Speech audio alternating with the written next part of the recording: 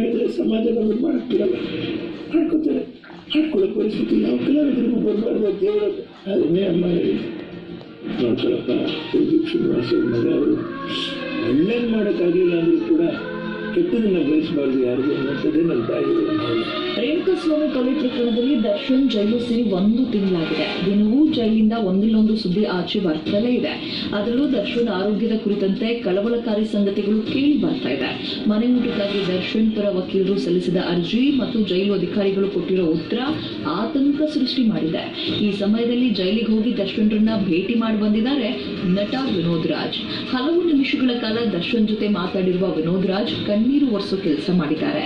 ಈ ಭಾವುಕ ಸನ್ನಿವೇಶವನ್ನವರು ಸಿನಿ ಅಡ್ಡ ಜೊತೆ ಎಕ್ಸ್ಕ್ಲೂಸಿವ್ ಆಗಿ ಮಾತಾಡಿದ್ದಾರೆ.